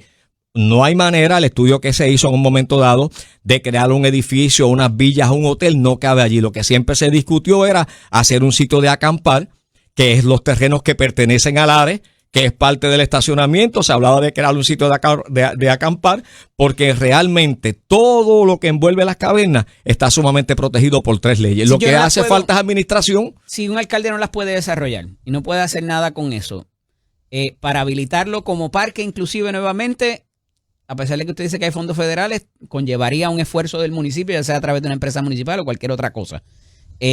¿Por qué entonces se lo están peleando los alcaldes? Oye, por algo bien importante. Porque en un momento dado generaba un capital que subsidiaba las operaciones de otras áreas dentro de la Compañía de Parques Nacionales, actualmente Departamento de Recursos Naturales. Subsidiaba la operación del propio zoológico de Mayagüez, subsidiaba la operación del balneario de Cabo Rojo, subsidiaba la operación del balneario de Añasco, subsidiaba la operación del balneario Punta Salinas, de Río Grande. Todos esos balnearios que solamente tienen movimiento 3 meses al año, pero tienes que darle mantenimiento. El Parque de las Cavernas Río Camuy subsidiaba todas las operaciones. Por lo tanto, le llamamos la joya de la corona. ¿Y qué ven los alcaldes? Un activo que le permite desarrollar. Mira, el municipio que más fuerte económicamente está es el de Atillo. ¿Por qué? Si uno va por la autopista José de Diego, cuando termina en Atillo, y tú caminas todo ese litoral hasta la colindancia de Camuy, tú ves el desarrollo económico que tiene el municipio de Atillo. Tiene 3 megatiendas que generan un capital, que lo voy a decir, tiene a Walmart, tiene a Sam y tiene a Home Depot. Tiene de igual manera otro nuevo centro comercial que se abre en esa área. Tiene patentes de sobra para invertir en el desarrollo y rehabilitar las cavernas. Y los fondos federales están ahí. Por lo tanto, si los fondos federales del huracán María los tenemos, vamos a darle uso, la abrimos y con la propia taquilla que genere, paga la nómina y la corre. Algo bien importante. Si las cavernas tuvo 122 empleados, 12 empleados, no hay manera que puedan correr las cavernas del río Camuy. Y por la ley de movilidad del gobierno teníamos empleados de sobra para asignarlos a las cavernas del río Camuy. ¿O es una intención del gobierno de dejarla caer para justificar una alianza público-privada? ¿Qué ha pasado con otras áreas del gobierno que los servicios eran efectivos, se dejan caer y entonces yo justifico una alianza público-privada? Pero en aquel entonces Fermín Fontanes decía que no hay manera de justificarla por las leyes que cobijan y protegen las cavernas del río Camuy. Han pasado administraciones de los dos partidos. Y en los 80 y los 90 teníamos las casetas del balneario de Boquerón que funcionaban. Punta Aguilarte, otra serie, hasta el zoológico, inclusive. ¿Dónde se robó esto? ¿Dónde se chavó esto? Bien sencillo. Con la llegada de parques nacionales, con la transferencia de recursos naturales. ¿Dónde estuvo el descuadre, quizás administrativo, económico, de recursos, de personal? Porque esto, como usted muy bien trae, en algún momento fueron las joyas de la corona y acudía tanto la gente local como los turistas. Te ¿Qué pasó? tengo que decir dos cosas. Número uno, los huracanes afectaron mucho porque las facilidades cayeron en un deterioro, un daño masivo como en Puerto Rico. Tuvieron que trabajar propuestas para justificar los fondos federales para que llegaran esas propuestas a hacer un plan de trabajo y acción para poderlas habilitar. Y número dos, fue un error grande, y lo tengo que decir públicamente, de haber eliminado la compañía de parques nacionales y haberle pasado al Departamento de Recursos Naturales una responsabilidad que es sus bosques y no los puede mantener, que es simplemente limpiar las veredas. Oye, tenían problemas, simplemente era limpiar las veredas y colocarle rotulación a las veredas y no podían hacerlo. ¿Cómo le íbamos a pasar una responsabilidad tan grande de una instrumentalidad como era la compañía de parques nacionales al Departamento de Recursos Naturales? ¿Qué tuvo que haber hecho el departamento? Haber creado una efectividad, y te tengo que decir, y fue un error de la gobernadora. La gobernadora designó, comenzando el cuatrienio, un director ejecutivo para la compañía de parques nacionales, ¿o tú no te recuerdas de eso?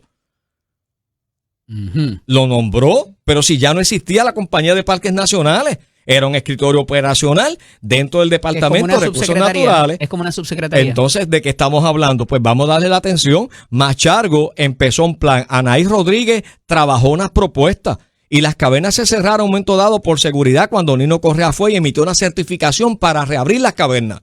Luego del huracán María, ¿por qué entonces vino Fiona y entonces vino Ernesto? Se cierran esperando una certificación. Las cavernas están ahí. Eddie, lo tengo que decir.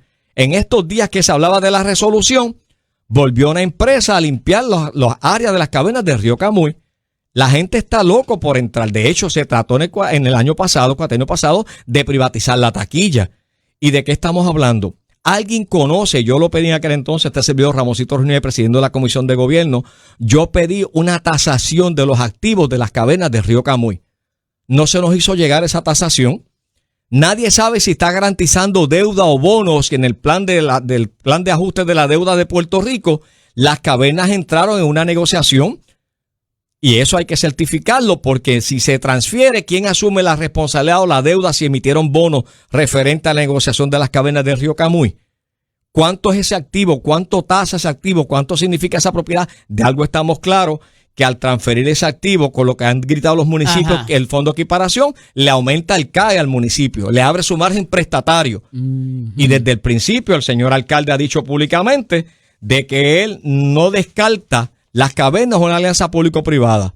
Pero entonces, ¿por qué se lo tengo que transferir al municipio? Si él entiende que es una alianza público-privada, que lo haga el gobierno. ¿Y por qué lo tiene que hacer un municipio? El gobierno no tiene capacidad para hacerlo. De hecho, la señora gobernadora expresó y salió un rotativo del país, Eddie, su opinión sobre el traspaso de las cavernas Río Camuy y dice que no es prioridad de su administración. ¿De qué fecha es eso? Esto estamos hablando del día de hoy, en una entrevista ayer. Entonces, pero había habido otro titular que decía que ella iba a echar manos afuera. Que ya no iba a echar manos afuera sobre el asunto de las cavernas del río Camuy, que su prioridad es el asunto energético y es la prioridad de todos los puertorriqueños. Pero esto es un patrimonio nacional, un parque ecológico, el parque más importante de Puerto Rico, y yo creo que es el segundo parque más importante de la nación americana. Pero ¿cuál pudiera ser el happy medium aquí para la pelea de los alcaldes? Porque se convierte entonces en que hay dos municipios populares y uno del Partido No Progresista, ¿así es? Sencillo, tú lo acabas de decir, sencillo. Según según existe un consorcio, adjudicado. Claro, según existe un consorcio norte central, pues un consorcio entre los tres municipios puede administrar las cavernas. De hecho, la resolución dice algo, y dice que no se hará transferencia alguna hasta que se termine la utilización y rehabilitación con los fondos federales. Levanta bandera.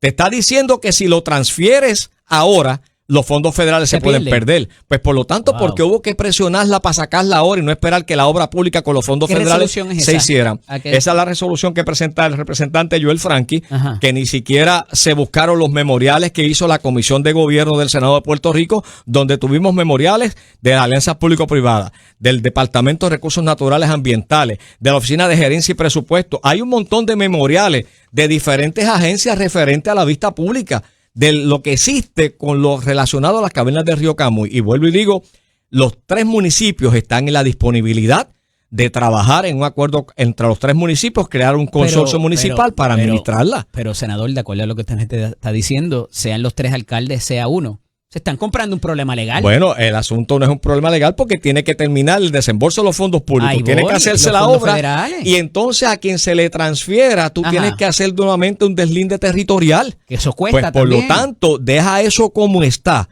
y trabaja una sana administración como la tuvo durante 30 Perfecto, años. pero del punto de vista del alcalde que quiera eso para acá, se está comprando un problema y un Bueno, lo tostón. que pasa es que lo que ha dicho el alcalde desde el SAC, mi amigo y a quien respeto, admiro por lo que ha sido su administración, ha dicho públicamente de que desde él lo que lo ve en una alianza público-privada. Pero ¿quién va a evaluar si los municipios carecen de personal técnico para evaluar lo concerniente? Tendría que contratar a sus especialistas para que estén continuamente evaluando Pero te las estás 3 comprando leyes un que no, y problema, te compras hermano. un problema de gratis. Ajá, pues déjale ¿por qué? entonces. Pero ¿por qué hay tres si la- fulanos si la- alcaldes peleándose Mira, entonces si por las eso? cavernas de Río Camuy la cobijan 3 leyes. La ley de cavernas, río y sumidero, que ¿quién la administra? El Departamento de Recursos Naturales Ajá. Ambientales. ¿Quién administra la ley de bosques de Puerto Rico? El Departamento de Recursos Recursos Naturales. ¿Quién administra la ley de calzo de Puerto Rico? El Departamento de Recursos Naturales. ¿Y a quién le toca administrar el Parque de las Cavernas? Al Departamento de Recursos Naturales. Por lo tanto, los peritos para evitar cualquier desarrollo que se pueda hacer allí que atente contra las leyes, lo tiene el propio ¿Y qué ha departamento. dicho la Junta de Planes o Pues mira, o cuando el se le desarrollo consultó, económico, quizás? cuando se le consultó a la Junta de Planes en el cuatrienio pasado a través de la Comisión de Gobierno que Cecilio Ramón Jiménez presidió, la Junta de Planificación es la que dice que cualquier delimitación o cambio hay que consultar a la Junta para enmendar los planes de ordenamiento territorial. De hecho, el Plan de Uso de Terrenos de Puerto Rico, la Ley 550, que yo fui el autor, establece esa zonificación. ¿Y qué van a hacer? Hice por variación simple para seguir poco a poco enmendando y cambiando la zonificación de los terrenos allí para hacer cualquier otro tipo de proyecto. Eddie, es un tema bien importante para Puerto Rico. Los activos los tiene el propio Departamento de Recursos Naturales y Ambientales y yo creo que no se trata de a quién se le transfiere. Hay que buscar la administración y buscar por la ley de movilidad a sus empleados para que esa empleomanía vuelva a crecer y tener los 100 empleados que se necesitaban en las cavernas para echarla hacia adelante. Senador, gracias. Gracias a ti por darme la hacerse oportunidad. disponible aquí siempre los protagonistas de la noticia, los que vieron esto desde el saque y tienen toda la información que usted debe conocer. Esto es Nación Z con el licenciado Eddie López. Con nosotros, como todos los viernes, pero hoy lo adelantamos para jueves, el secretario de Asuntos Públicos, el licenciado Irán Torres y Montalvo. Buenos días, licenciado. Buenos días a ti, Eddie. Buenos días a todos los amigos radioescuchas de Nación Z. Secretario, muchas cosas pasando en el fin de semana, a pesar de ser corta, ¿verdad? A pesar de haber tenido los actos fúnebres del expresidente de la Cámara, el gobierno ha seguido funcionando. Se culmina con el primer presupuesto balanceado, certificado por la Junta en tiempo récord, aprobado en Cámara y Senado, firmado por la gobernadora y con unas reservas, con unas imposiciones de la Junta, pero también, ¿verdad? Se llegó a conciliar esa autorización. Ha habido unos disparos para allá también para la Junta que tenemos que hablar de eso y me lo comentaba desde la semana pasada, que desde que se emite la resolución de rechazo y de censura a la permanencia de la Junta de Supervisión Fiscal por parte del Senado de Puerto Rico, al cual la gobernadora se une, ¿verdad? Y estaba pendiente la autorización, si eso no iba a crear algún desfase y la potencialidad también de que cambiase la composición de la Junta y que nos mandaran 4 o 5 vaqueros para acá a que no fueran tan receptivos como quizás parece haber sido esta composición actual. Y parecía que había un honeymoon, pero con esto de dispararle para allá al Congreso de que no queremos la Junta, pudiera ponerse en precario esa relación de conciliación y de amistad que parece haber habido. Es que yo creo que tenemos que estar claros en por qué es que llega la Junta a Puerto Rico y que la Junta no está para quedarse permanentemente. La Junta llega porque Puerto Rico tocó fondo, ¿verdad? Llegamos a un momento de quiebra, llegamos a un momento donde, ¿verdad? Por la vía legal podían exigir el repago de todos esos bonos que nosotros no teníamos la capacidad de repagar. Estábamos hablando del embargo de las cuentas de bancos del gobierno, sí, que no se pudiera pagar nómina, embargo de propiedades gubernamentales y todo lo demás.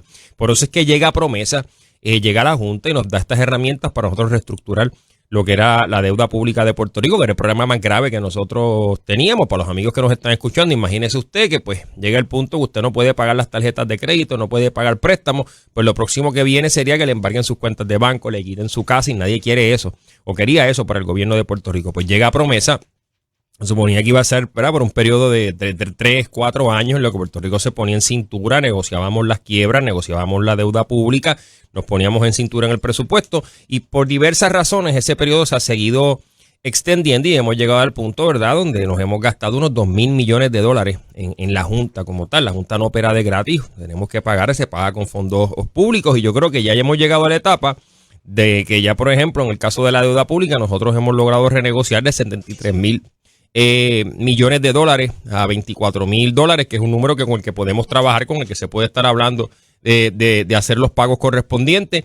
Ya se han sacado del camino todas las quiebras pendientes, solo queda la de la Autoridad de Energía Eléctrica, que yo espero que se resuelva próximamente. Presentamos un presupuesto balanceado, la economía de Puerto Rico está sumamente estable, está bien, ¿verdad? Si miramos las métricas de venta de casa, venta de auto, la tasa de desempleo, son métricas sumamente positivas, así que yo creo que lo que estamos haciendo es sentando las bases de comenzar esa conversación de que ya a la vuelta de la esquina deberíamos comenzar por lo menos el proceso de que comencemos, de que se dé esta salida de la Junta, de que es un tema de que se discuta, de que es un tema que el Congreso esté consciente de que Puerto Rico ya fiscalmente esté estable y que podemos llevar a cabo este proceso, porque la Junta, aunque sí nos da unas herramientas que ayudan, como fue lo del tema de la deuda pública, en otras áreas realmente es un escollo, como termina siendo el tema presupuestario. Te voy a dar un ejemplo que se discutió públicamente las pasadas semanas cuando tuvimos el issue con el pago de las terapias de educación especial, me refiero a las de remedio provisional.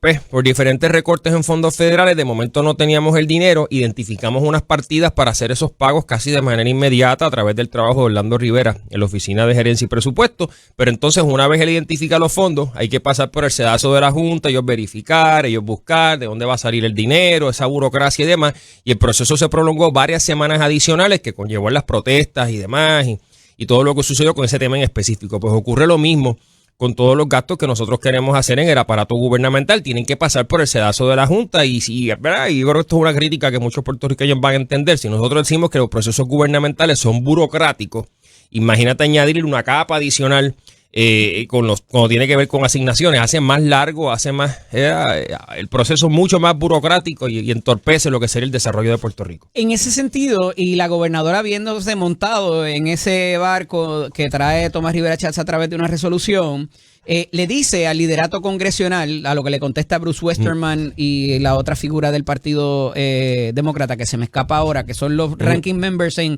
los comités, en las comisiones del Congreso, que obviamente están allá en otra cosa, pero que estarían próximos a celebrar una vista, y dicen, nosotros no hemos recibido ninguna molestia de que la Junta esté allí, pero vamos a ver qué pasa. Pero sale un informe del General Accounting Office y dice que en Puerto Rico la administración no es buena, el populismo en la legislación y tantas otras instancias que se detallan ayer en ese informe que sale a prensa escrita, más o menos parecen contestar cómo es que está en contra de lo que te está diciendo la Junta si sigues teniendo problemas para manejar fondos federales, para la reconstrucción, para el sistema eléctrico, para el manejo de la deuda. Sí, la Junta está del carajo, pero también ustedes no han tenido el mejor récord. Pues mira, yo no tengo la oportunidad de ver el informe en su totalidad. Sí leí la reseña, hace varios señalamientos sobre lo que es la administración de fondos públicos, particularmente en el tema del Departamento de Educación, el Departamento del Trabajo. Pero es que también no podemos perder de perspectiva que estos informes son sumamente parecidos a los informes que en ocasiones, ¿verdad?, emite la Oficina del Contralor de Puerto Rico cuando hace una auditoría en las agencias gubernamentales. ¿A los que nadie le hace caso? No es que nadie le haga caso, y lo que pasa es que te hacen una serie de señalamientos, muchos de ellos, ¿verdad?, pues uno los que hemos trabajado en el gobierno los mira, los reconoce, los corrige, sirven como una especie de herramienta. Dice que no le hacen caso, Irán. Es que hay ocasiones donde pues te hacen unos señalamientos que son sumamente complicados y difíciles de poder manejar. Tú lo sabes que ya lo ha dicho lo escuché.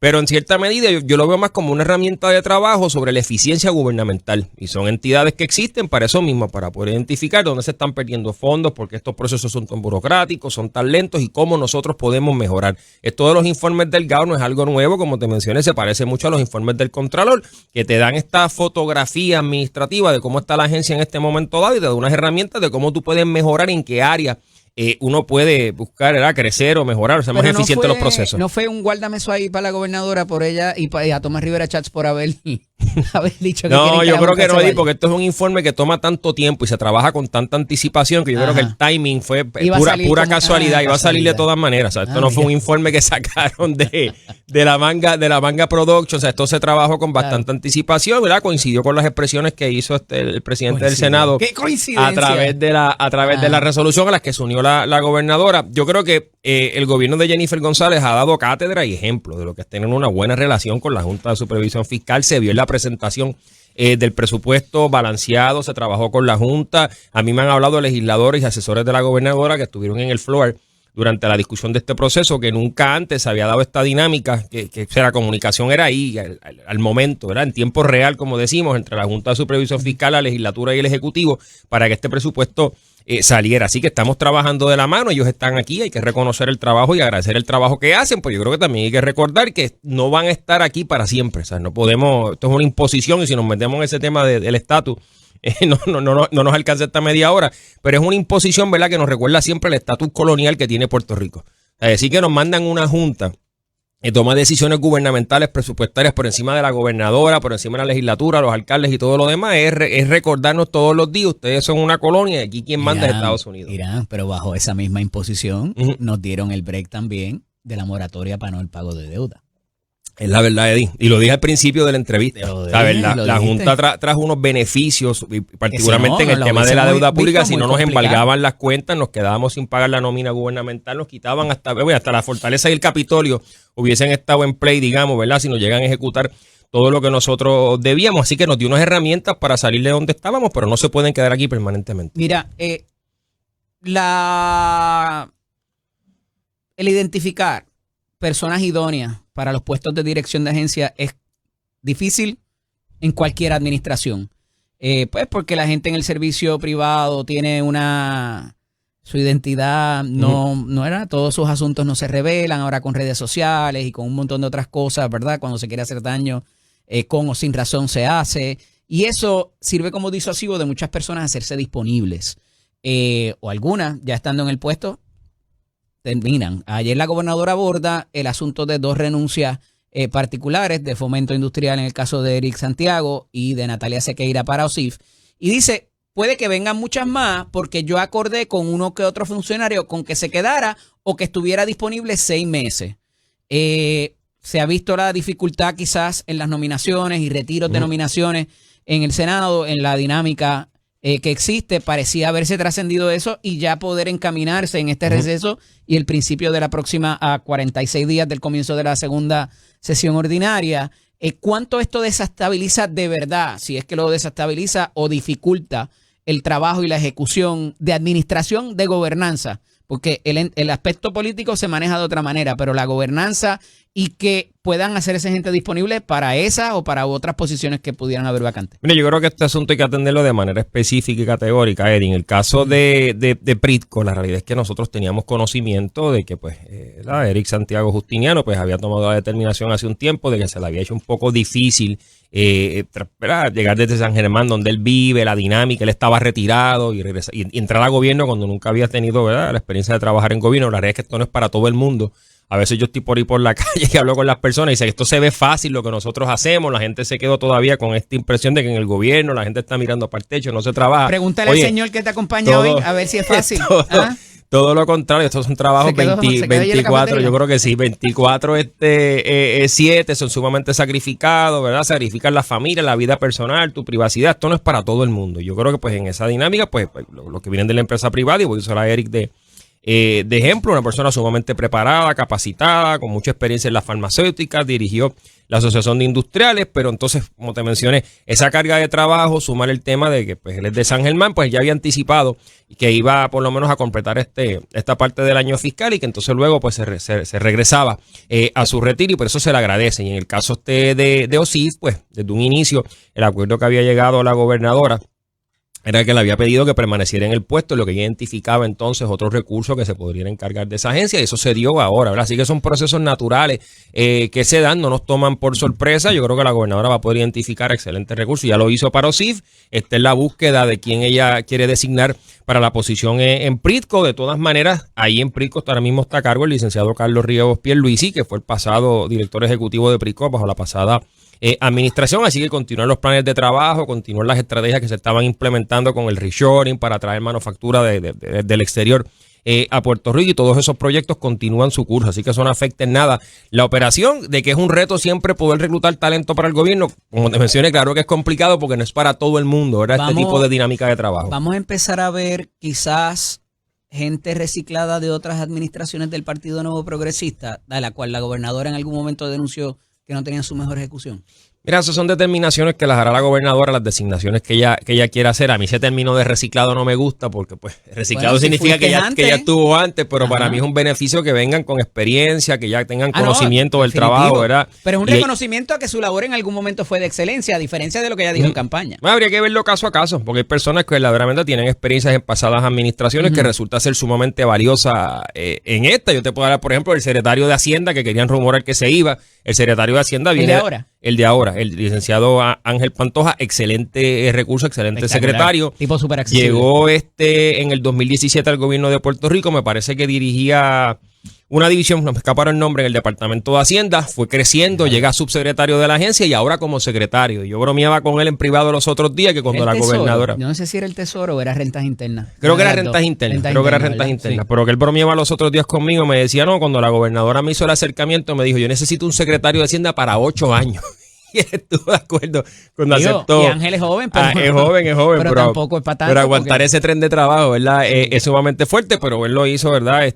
Consciente de que pues la gobernadora lo necesitaba y lo necesitaba el término completo y está haciendo un excelente trabajo y se queda, va a estar con nosotros porque había, ¿verdad? Alguien malintencionadamente había echado a correr el rumor de que él se iba, y como él tenemos excelentes recursos, el propio Eliezer Ramos en educación, que había ocupado la posición en un momento dado el pasado cuatrenio. Hay 2 o 3 más, ¿verdad?, que han estado en diferentes capacidades en las agencias, que los preparó, le dio, bueno, tómame a mí de ejemplo, vamos, estuve en DACO, ¿verdad?, en la pasada administración durante un periodo. Yo creo que eso nos ayuda, nos da herramientas. Así que usar reciclaje a mí no me gusta. Yo lo llamo experiencia, ¿verdad? Lo llamo canas que uno se gana con ese esfuerzo y ese trabajo. No reciclados, repetidos, vamos.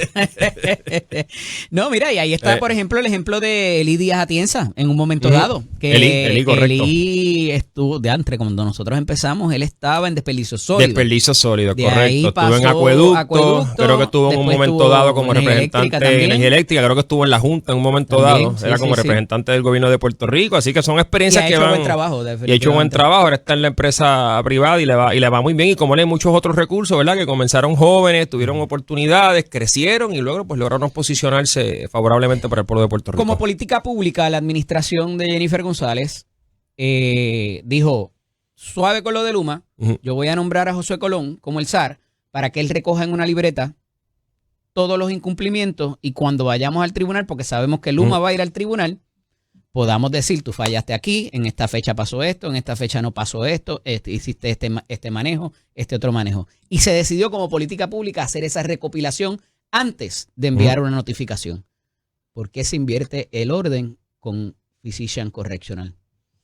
Excelente análisis ese que tú estás haciendo. Yo ayer veía las expresiones que hicieron los abogados de Physician Correctional en un programa por ahí de entrevistas, y ahora quieren pintarse como los santos, que no tuvieron ningún tipo de responsabilidad, que no tuvieron nada que ver con que saliera a la libre comunidad este señor Hermes Ávila, ¿verdad?, quien cometió el asesinato vil de esta joven mujer. Mira, yo creo que el secretario de Corrección, Francisco Quiñones, ya había anticipado y adelantado, viniendo de la judicatura, que iba a estar cancelando este contrato, había que adjudicar responsabilidades.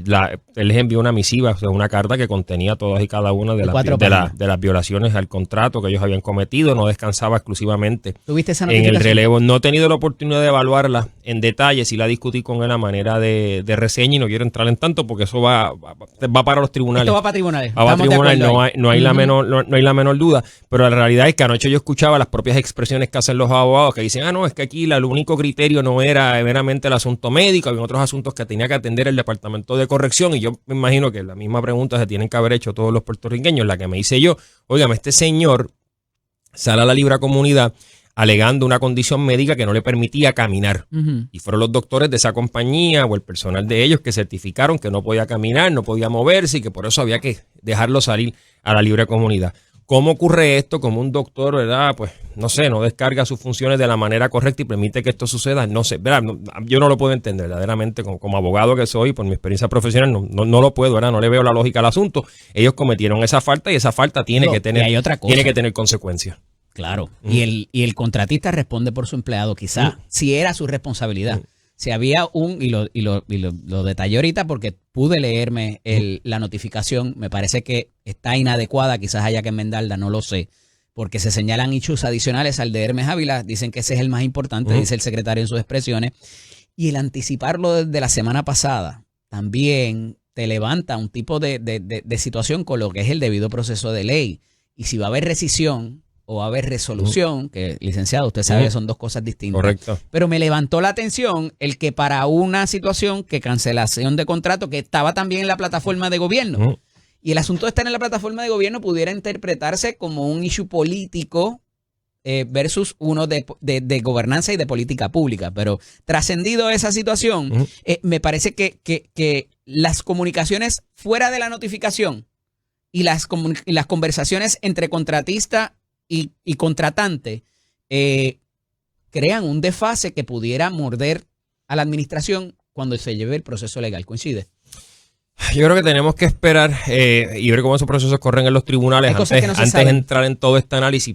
Tengo que suponer que sí, ¿verdad? Porque no creo que el licenciado Quiñones, conociéndolo como lo conozco, una persona sumamente inteligente, capacitada, viene de la judicatura, y un tipo ¿verdad? muy conocedor, un jurista. O sea que yo estoy seguro que saldrán otros elementos de juicio cuando esto llegue a los tribunales. Cuando tratamos de hacer la diferenciación de lo que fue el contrato de Physician Correctional con el tema de Luma, pues es un tanto, ¿verdad?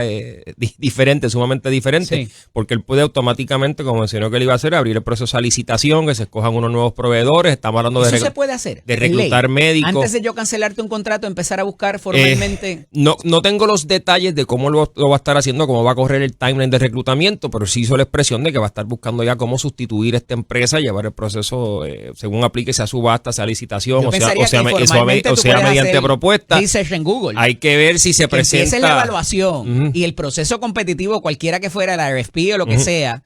Yo creo que ahí pudiera haber un problema también y un daño causado contra que te pudieran levantar después en el tribunal. Pues hay que ver cuando el caso finalmente lleve a los tribunales, porque va para tribunales. Sí. Eso no significa que ya lo radicaron. Hay que ver preliminarmente si se exige, si le piden al tribunal, mira, paraliza cualquier cancelación, déjanos aquí con el contrato en lo, que esas cosas ocurren. Yo las he visto en la práctica, pues no nos podemos anticipar a eso. Pero es un proceso, comparándolo con el de Luma, más sencillo de poder manejar, porque hay muchos más médicos y otras empresas que pueden proveer esos servicios. Controlar el sistema eléctrico, que no puede ser apague y vámonos, vete Luma y me quedo pendiente a ver quién viene. O sea, eso hay que manejarlo de manera responsable, tener unos sustitutos, que es parte de lo que la gobernadora le designó al Comité de Energía. Yo le atribuyo a mi amigo Irán Torres Montalvo, es el conocimiento sobre una figura jurídica que se llama el injunction. Porque tú has presentado unos cuantos, me consta, y bien fundamentados, lo tengo que decir. Aquí pudiera darse eso. Podría darse ese recurso extraordinario para paralizar, ¿verdad? Cualquier tipo de cancelación en lo que se maneja el proceso. Eso pues son estrategias legales que manejarán los abogados de parte y parte, tanto los que van a representar el Departamento de Corrección, que será a través del Departamento de Justicia, y los abogados de Physician Correctional. Así que eso lo veremos. Esa novela la veremos en los tribunales. Ya para culminar los minutos que nos quedan, hay una agenda pendiente, que se quedaron proyectos pendientes de administración en los cuerpos legislativos. Y ya la gobernadora había anunciado, y siguen diciendo, se quedó el proyecto del SAR de energía y se quedó la reforma contributiva. La gobernadora había dicho desde un principio que eso se iba a atender en agosto. Más allá de eso, ¿hay alguna otra cosa que se vaya a sumar, que se necesite, que entienda que es la agenda urgente de la gobernadora de la Fortaleza? Yo no te voy a dar la premisa todavía, pero hay un montón de medidas legislativas que se van a estar radicando tan pronto comience la próxima sesión. Sí, estamos de la próxima. Todavía estamos esperando que llegue la gran oleada de proyectos aprobados en esta. Creo que la Cámara nada más había como 300 y pico de proyectos que se habían aprobado, que hay un proceso legislativo que se tienen que enrolar y demás para enviarse a la gobernadora para que entonces ella haga ese análisis. Por eso Carlitos Justiniano se ve. Tiene Taller Rivera Justiniano. Pues hay que sentarse a ver muchas de esas medidas. Hay proyectos de administración. Yo creo que de los 70 y pico, no tengo el box score final, básicamente creo que como la mitad más o menos terminaron convirtiéndose ya en ley. Hay que hacer el análisis, que ese texto es exactamente el mismo radicamos, ¿verdad? Como proyecto de administración, hay que atender medidas de los legisladores, así que hay bastante trabajo que viene por ahí todavía en el pipeline en los próximos meses. Irán, vienen buenas noticias de aquí también, así que cuento siempre con tu presencia como Claro que colaborador. Sí. Me precio de no solamente tu amistad, sino de tenerte aquí para hablarle de frente al país. Obviamente se traen todos los asuntos ¿verdad? Con mucha responsabilidad y sin faltar el respeto nunca. Así que agradecido que estés presente. Nos vemos en las próximas semanas, Dios mediante. Cómo no, Eddie. Gracias a ti. Amigos, esto ha sido Nación Z por el día de hoy.